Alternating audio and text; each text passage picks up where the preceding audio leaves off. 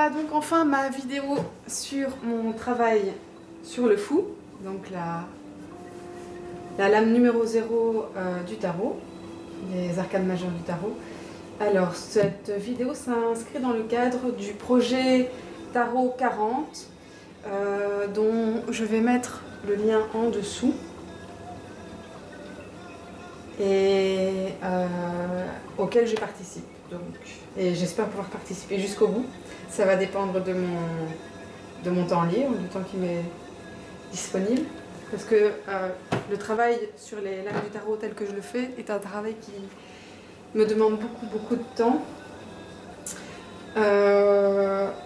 Alors j'avais envie aussi de vous montrer ce que j'avais fait. C'est quelque chose auquel j'ai longuement réfléchi, puisque moi d'habitude quand je travaille, quand j'étudie une lame du tarot, je vais ouvrir la porte à mon chat.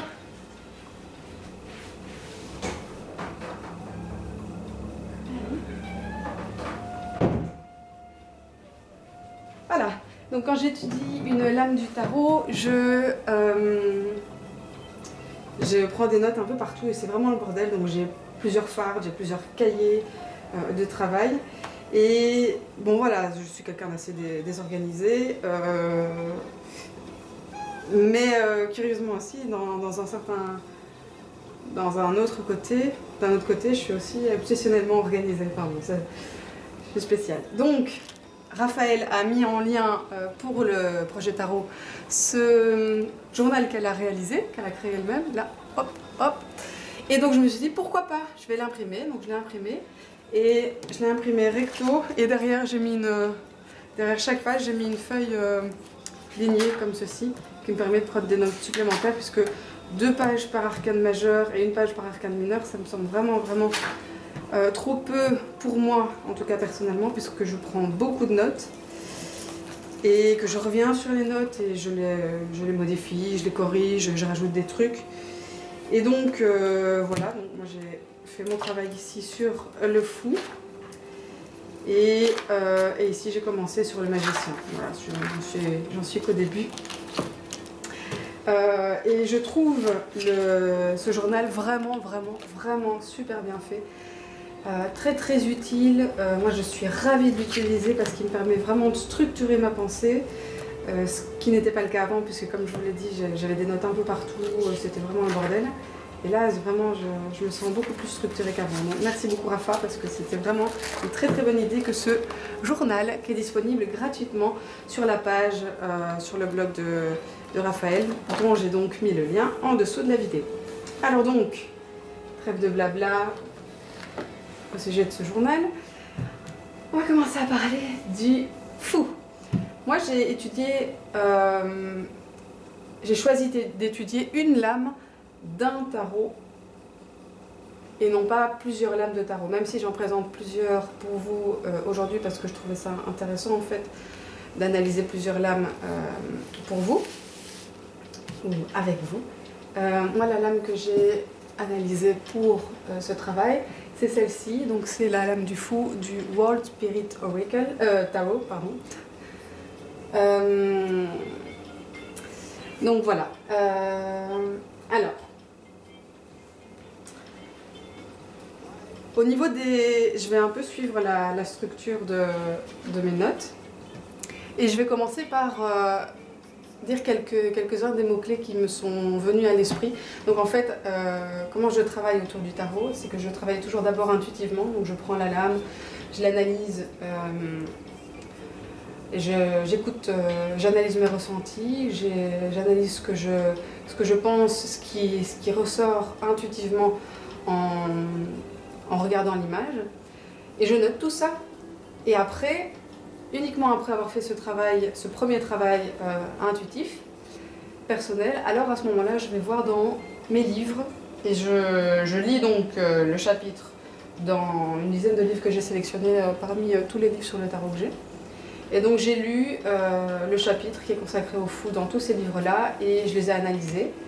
Et j'ai noté ici dans mon petit journal, ici vous voyez j'ai toute une page avec uniquement les notes que j'ai prises dans les livres. Alors j'adore faire ça parce que j'adore noter des choses qui me semblent importantes dans les livres. D'ailleurs, je fluore dans les livres parfois. Et je trouve ça vraiment intéressant parce que ça me permet aussi de revenir là-dessus sans avoir à relire tous les livres et de digérer un peu là, cette information que j'ai tirée des livres.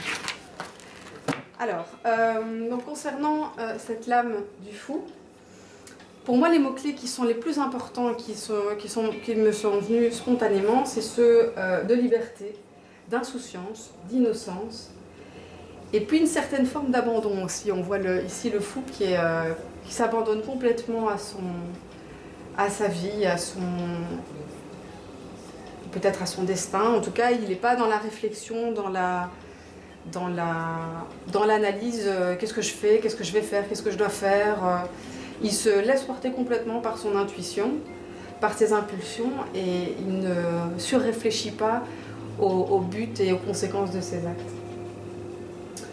Alors pour moi, c'est aussi une carte qui va parler de nouveau départ, de potentialité. Le fou est aussi la carte qui est considérée comme une carte qui peut parler de naissance, puisque on peut aussi parler de nouveau-né, un personnage qui est très pur, très innocent, qui n'est pas dans la réflexion, qui n'est pas dans l'ego, qui n'est pas dans le soi, mais qui est plutôt dans le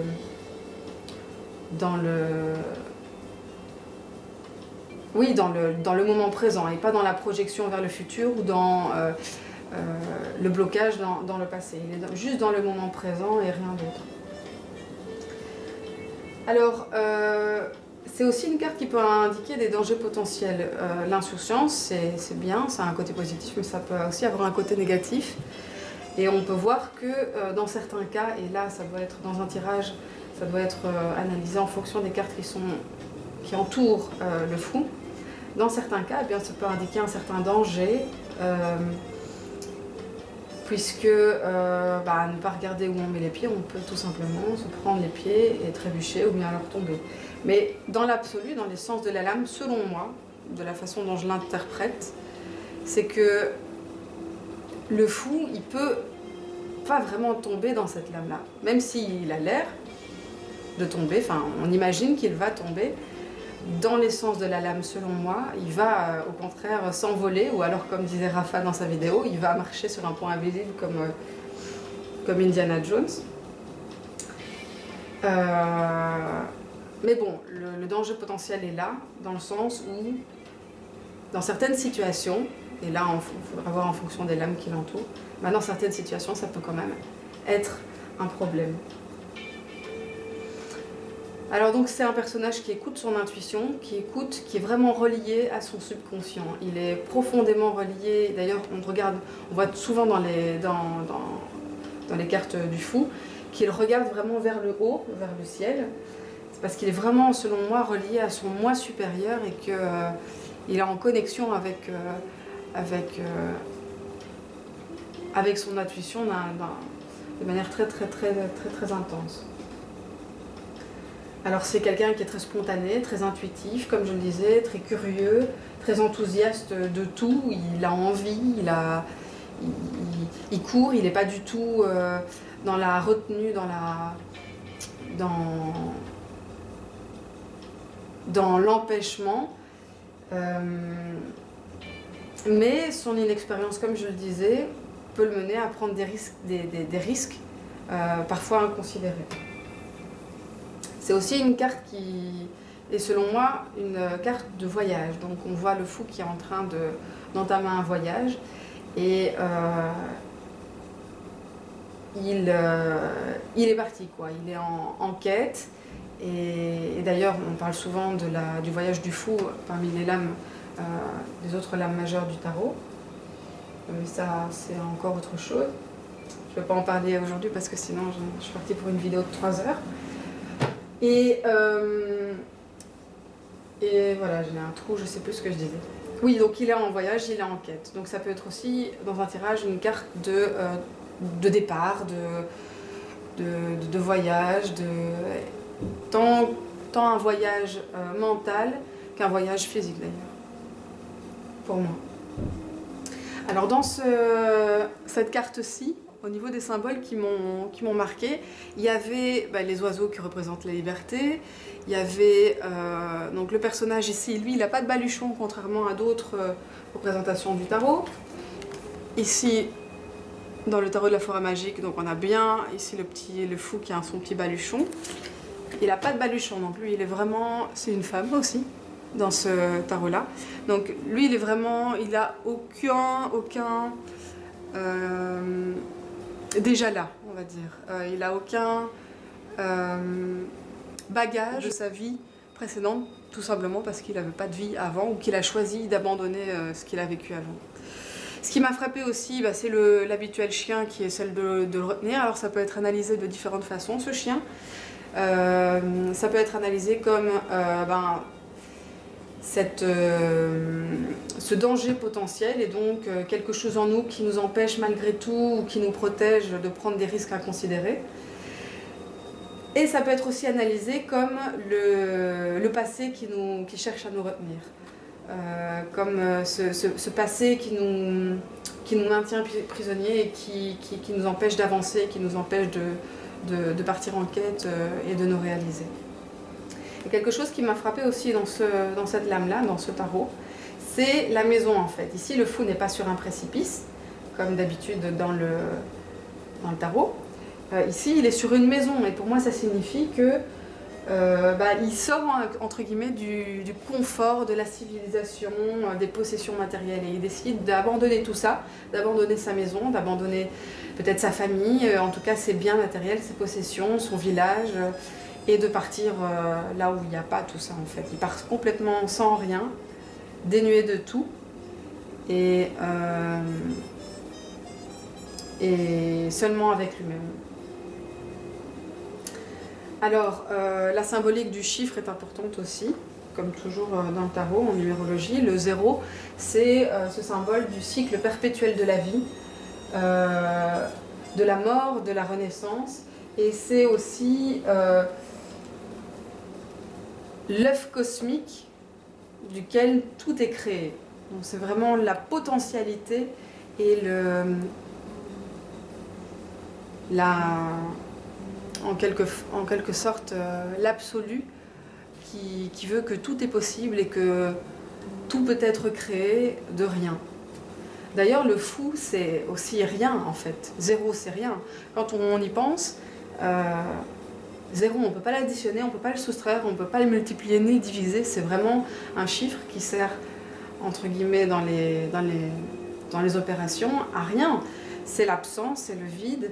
Et le fou, c'est aussi un peu ça, c'est l'absence, le vide, mais aussi l'absence et le vide dans le sens où tout est possible, tout est en germe et en possibilité. Alors, j'ai noté ici des phrases durant mes lectures, des citations de poèmes et de textes d'auteurs qui m'ont fait penser au fou en fait. Donc il y a ce texte de Federico Garcia Lorca qui dit « Je pars en quête de magiciens et de princesses ». Et c'est vrai que la quête du héros dans tous les contes, dans toutes les légendes, peut être associée à celle du fou. C'est le personnage qui veut se dépasser, qui veut accomplir sa destinée et qui parvient en fait à la fin de l'histoire la plupart du temps. Il y avait aussi cet extrait de Robert Desnos dans Chantefable et Chantefleur qui dit « Je suis tortue et je suis belle, il ne me manque que des ailes pour imiter les hirondelles. Que. » Et cet extrait m'a beaucoup plu parce qu'ici dans ce tarot que j'analysais, dans cette lame, il y a des hirondelles ou d'autres oiseaux. Pour moi, il y avait un peu de tout. Ici, j'ai cru... Enfin, pour moi, à mon avis, ici, c'est plutôt une espèce de corbeau, une corneille, et les autres oiseaux, c'est plutôt des hirondelles. Donc, cet extrait m'a parlé particulièrement quand j'analysais cette lame. Alors...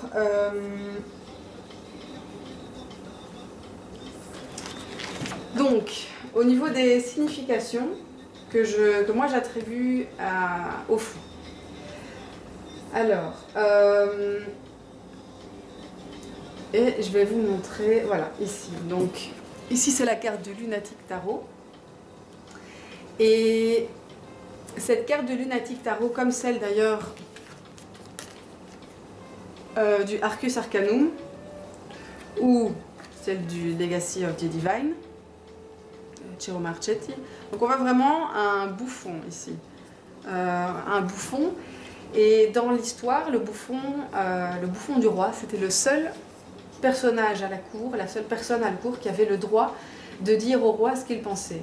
Et il avait un statut extrêmement particulier dans le sens où il n'était rien pour le roi, pour sa cour. C'était un personnage qui représentait rien, qui n'avait aucun pouvoir, qui n'avait aucun droit, mais il avait le droit, ma soupe est cuite, désolée, mais il avait le droit de dire au roi ce qu'il pensait et de lui dire des vérités que le roi n'aurait jamais acceptées de la part d'un de ses serviteurs, même son plus fidèle serviteur ou même sa famille.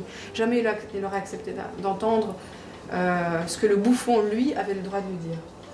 Alors pour moi, ça signifie cette liberté qu'a le fou de faire ce qu'il veut, au final, de faire ce qu'il lui chante, et même les choses les plus interdites, lui, il a le droit de le faire.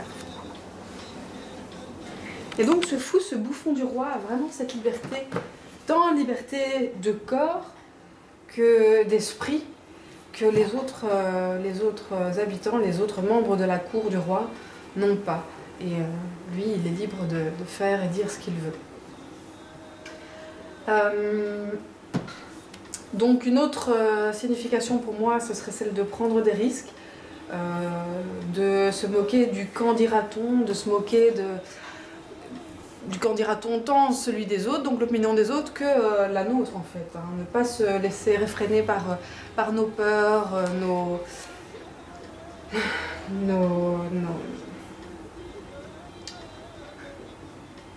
et notre envie de plaire aux autres, ou de ne pas leur déplaire.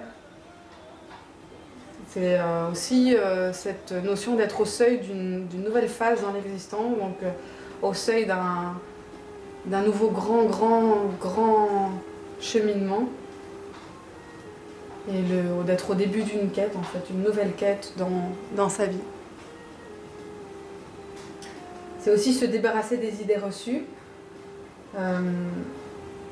regarder le monde avec un œil neuf, l'œil d'un nouveau-né, l'œil d'une personne qui vient de naître au monde et qui n'a pas les préjugés, qui n'a pas toutes les connaissances que l'on a autour des événements de notre vie, des personnes ou des choses qui nous entourent.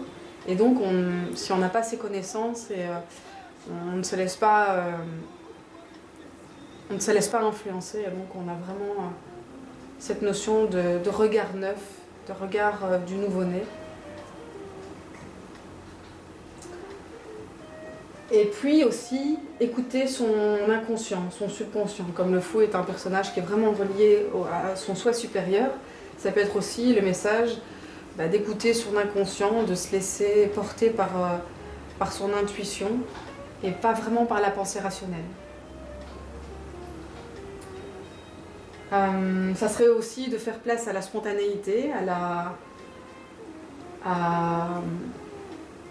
peut-être à une certaine forme d'immaturité, mais aussi faire attention parce que l'instabilité et l'immaturité,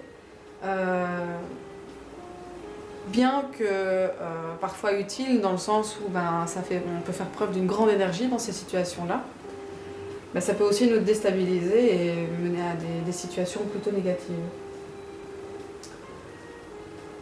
Et puis, enfin, pour moi, ça serait aussi de vivre avant tout dans le présent, pas dans le passé, pas dans l'avenir, mais dans le moment présent, dans le soi, dans le maintenant, et pas dans la projection. Le fou est un personnage qui avance dans l'inconnu, qui avance dans un chemin qu'il ne connaît pas en fait, et il ne sait pas du tout où ça va le mener, il ne sait pas combien de temps ça va lui prendre, mais il avance, et il a peur de rien.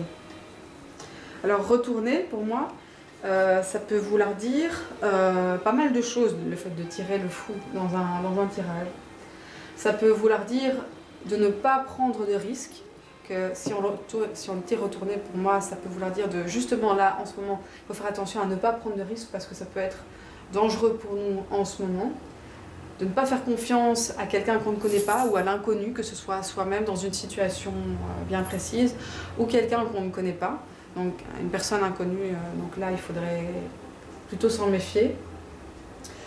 Donc faire preuve de prudence, regarder où on pose les pieds, regarder où on va avant de sauter. Ça peut être le fait aussi que parfois quand on agit avec imprudence ou avec impulsivité, des actions qui peuvent nous paraître instinctives et donc on pourrait se dire ah oui donc en fait là j'écoute mon intuition, j'écoute mon instinct donc je suis dans le bon, je suis dans le juste. Et bien parfois dans certaines situations, agir de manière inconsidérée, on pourrait imaginer qu'on agit de manière instinctive et que donc c'est positif, alors qu'en fait on écoute ses peurs et on est dans une fuite de la réalité plutôt qu'autre chose. Donc ça peut être aussi un sujet de réflexion quand on tire le fou de retourner. Et puis ça peut être aussi, ça peut signifier une certaine forme d'auto-sabotage, dans le sens où ici le fou il est dans, de la façon dont en tout cas moi je le perçois cette carte-là, il vient d'un village où il a une maison, une famille, des possessions matérielles et le fait de s'éloigner de tout ça, ça peut être une certaine forme d'auto-sabotage dans le sens où abandonner tout ce qu'on a construit, tout ce qu'on a réussi à faire jusqu'à présent, c'est pas toujours positif dans tous les cas. Là ici le fou il se laisse aller à son impétuosité, à ses pulsions et des pulsions qui peuvent parfois être un peu destructrices. Et là aussi, ça va dépendre des lames qu'on aura dans le tirage autour du fou. Ça peut aussi signifier l'indécision, donc la difficulté à se décider à avancer. Donc ici, si je le tire retourné, ça peut signifier que face à une décision, je n'arrive pas à me décider. Donc je dois décider d'avancer et j'arrive pas, je suis bloquée. Parce que j'ai peur, parce que je suis trop naïf, parce que j'ai pas envie, parce que plein de raisons. Et ça peut aussi vouloir dire que si je tire le fou retourné, il est temps pour moi de retrouver le contact avec mon instinct, avec mon intuition, avec mon moi supérieur, parce que j'en manque en fait, d'intuition, d'instinct. Et il y a Kim Hughes dans son livre qui a dit une phrase que je trouve très intéressante, que le fou, lorsqu'il est retourné, ça peut être la tendance à se précipiter là où les anges ont peur de tomber. Donc là aussi, cette notion d'impétuosité, de danger, de danger inconsidéré. Parfois, le fou est considéré comme un personnage, un jeune homme ou un jeune garçon, un jeune enfant. Et parfois, il est considéré comme un androgyne, comme un personnage androgyne, que ce soit une femme ou un jeune homme. Et je vous avoue que pour moi, personnellement, je le considère plus comme un personnage androgyne, peu importe qu'il soit féminin ou masculin. Au final, l'énergie, l'essence de la lame, pour moi, n'est pas associée à un sexe comme le magicien, par exemple. Le magicien qui, lui, est vraiment un personnage masculin, selon moi. Ou l'empereur, qui est vraiment un personnage masculin. Ou l'impératrice, qui est vraiment, sans aucun doute, un personnage féminin. Ici, le fou, pour moi, c'est vraiment un personnage plutôt androgyne, qui n'est pas associé à un sexe. Et je vais vous lire maintenant quelques extraits des livres que j'ai sélectionnés et que je trouvais plutôt intéressants. Donc, Jane Lyle, dans son livre Le Tarot, associe le fou à la planète Uranus.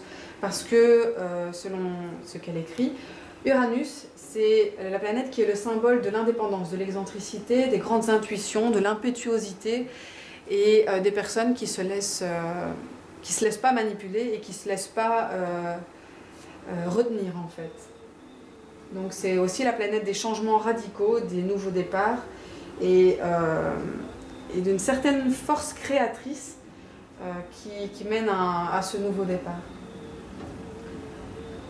Et qui mène aussi à la transformation de soi ou de son entourage. Et Rachel Pollack, quant à elle, associe le fou à la lettre Donc, comme vous le savez peut-être, en fait, Rachel Pollack est une auteure très très connue dans le domaine du tarot. Et elle est très très portée sur la Kabbale. Donc, elle associe à la lettre hébreu Aleph. Et ce qui a comme particularité avec cette lettre-là, d'après ce qu'elle dit, c'est que Aleph est la seule lettre de l'alphabet hébreu qui ne se prononce pas. Et en fait, c'est donc Aleph a été attribué au fou à l'origine par la Golden Dawn. Et donc Rachel Pollack a récupéré cette théorie en explicitant que ce qui est intéressant, c'est que justement Aleph, qui est une lettre qui ne se prononce pas, dont on n'entend pas le son, et qui donc est vraiment un symbole là aussi de tout ce qui est possible, de tout ce qui est envisageable.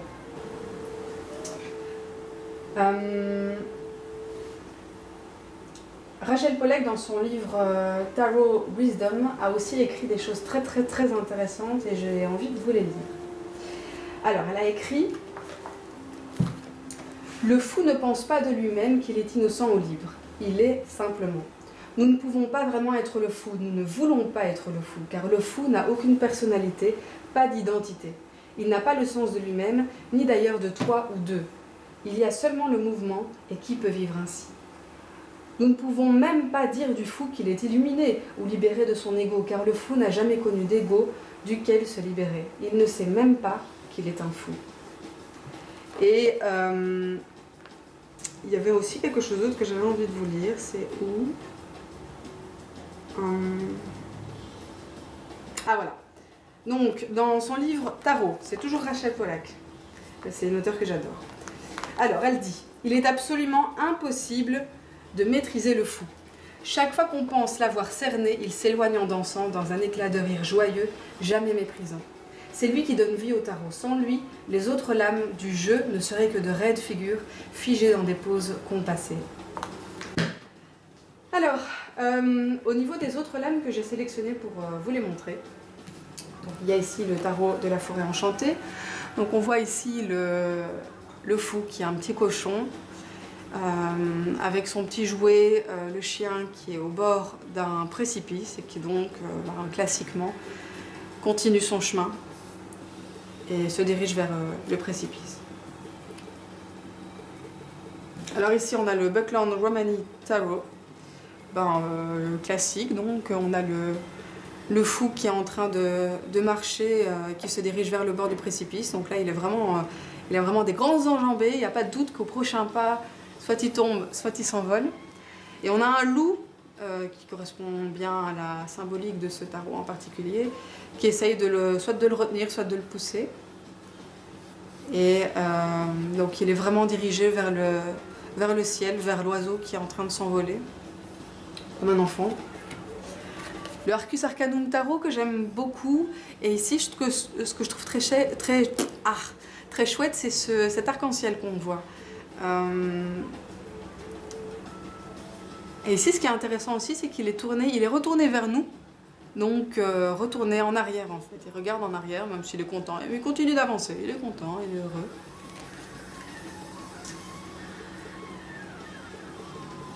Le Legacy of the Divine de Ciro Marchetti, qui est une représentation assez intéressante dans le sens où là, le fou, il vole dans l'univers intersidéral. Il est complètement connecté à son moi supérieur et d'ailleurs, il est connecté à toutes les lames, aux différentes arcanes majeures et à toutes les lames du tarot. Ce qui fait d'ailleurs un peu écho à ce que je viens de vous lire de Rachel Pollack, à la citation que je viens de vous lire. Et il est vraiment dans la maîtrise, dans l'intemporalité. On a ici un sablier qui vole aussi dans l'univers intersidéral. Il est dans l'intemporalité, dans la non-maîtrise, dans la création, quoi. Le Bohemian Gothic Tarot. Ici, on a une représentation assez simple. Un fou qui est aussi au bord d'un précipice. On se demande qu'est-ce qu'il fait là en fait. Est-ce qu'il est en train de faire du tai chi ou du kung fu, ou est-ce qu'il est en train d'avancer? Il a une posture un peu figée, peut-être semblable à celle d'une gargouille, d'un hibou, je sais pas trop. Le Rumi Tarot que j'ai sélectionné parce que j'aime beaucoup les phrases qui sont écrites en dessous de chaque lame. Alors je vais vous lire cette phrase, donc une citation de Rumi. Be foolish, so that your heart may be at peace. Donc sois fou, de sorte que ton cœur puisse être en paix. Et ici on n'a donc pas la notion de précipice. Un peu comme le tarot de Marseille, puisque le Rumi Tarot est un tarot de Marseille. On a donc ce personnage qui avance, il est accompagné là d'un tigre, qui est son compagnon de voyage, et il a lui aucun bagage, et il continue d'avancer, il est en quête. Il n'y a pas de notion de danger dans cette carte-là. Donc le Lunatic Tarot, donc ici on a là aussi pas vraiment de notion de danger, puisqu'on a le loup ou le husky qui est à côté, qui accompagne le fou. Mais le fou, moi j'ai l'impression qu'il est sur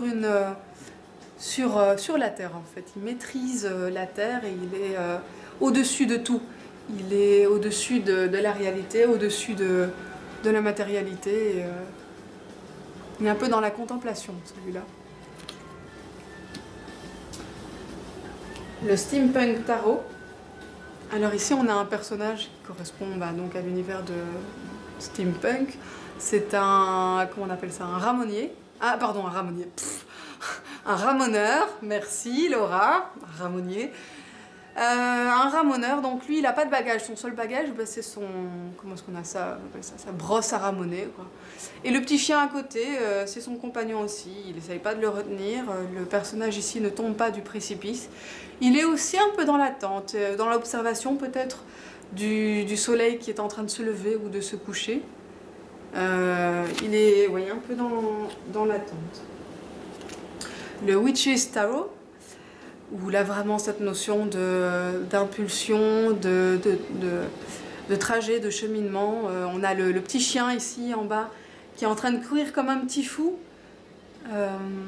Et donc le fou qui est en train de regarder, et courir comme un petit fou c'est le cas de le dire, et le fou qui est en train de regarder au ciel, complètement absorbé par sa contemplation des nuages. Voilà, je pense que j'ai... Ah oui! Quelque chose que j'avais aussi envie de partager avec vous. Il y a un tirage de Rachel Pollack. Oui, je l'adore. Qu'est-ce que vous voulez? Je l'adore, je l'aime, je l'adore. Un tirage. Alors, je vais chercher un tarot pour vous montrer un exemple. Hop, un tirage. Le tirage du fou, que vous pouvez trouver dans le livre Tarot Wisdom. Et d'ailleurs, pour chaque arcane majeure, elle a donné un ou plusieurs tirages que je trouve vraiment hyper intéressants. C'est pour ça que j'ai décidé de partager celui-là avec vous. Alors c'est un tirage qui est en 7 lames, 7 positions. Elle ne donne pas de positionnement pour les lames en particulier, donc je vais vous les montrer comme ça, sans positionnement. Après, à vous, si vous en avez envie, de trouver des positions particulières pour ce tirage. La première lame, évidemment le tarot là il est dans l'ordre, mais c'est juste pour vous montrer. La première lame répond à la question « Comment ai-je été un fou dans ma vie ?» La deuxième lame répond à la question « Comment cela m'a-t-il aidé ?» Comment cela m'a-t-il blessé? Pour la troisième lame. Quatrième lame. Où dans ma vie ai-je besoin d'être plus insensé?